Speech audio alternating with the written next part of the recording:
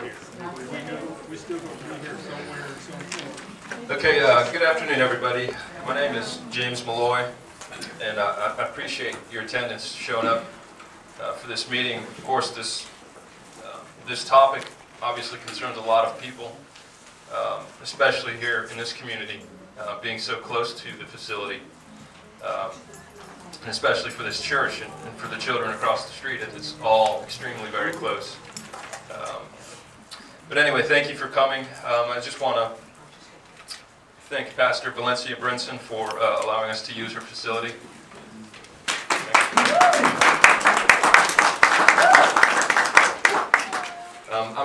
I'm going to do a very brief presentation, kind of a smaller version of the one I gave the County Commission on Tuesday. And then I'm going to have Mr. Sam Palmer, the president of Gadsden chapter of the NAACP, come up.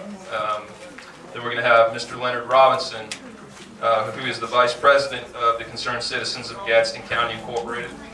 He will stand up and offer his wisdom. And Commissioner Holt was invited. She said she would attend. This is her district, and I don't see her in the audience as of yet, but hopefully she will be here. And then we're gonna have some question and answers session at the end. And just so you know, we did place an ad in the newspaper inviting anyone and anybody to come to this meeting. I personally invited the engineer, Mr. Steve Simmons from ADAGE, who declined my invitation.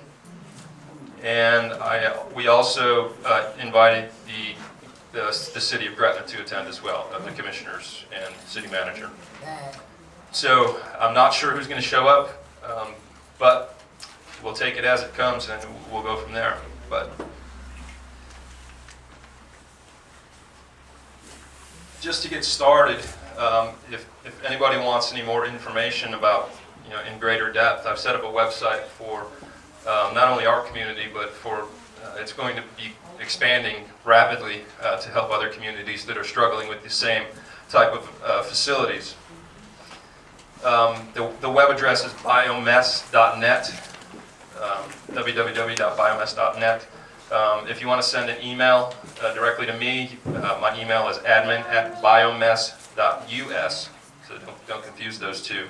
I have all the URLs except for .com, so we're going to make a big website eventually here.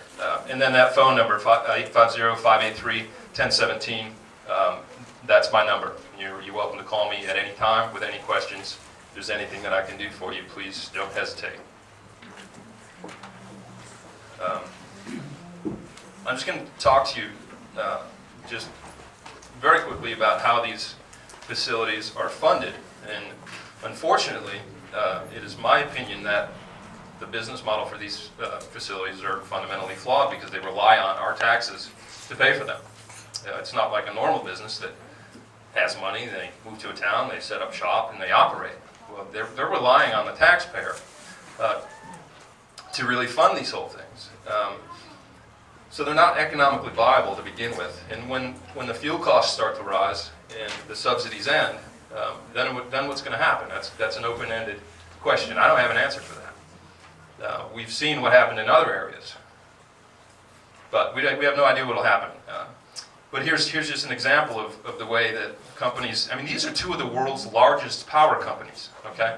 It's not like they don't have money. They're coming to our poor rural communities. They went to Hamilton County, up down the street.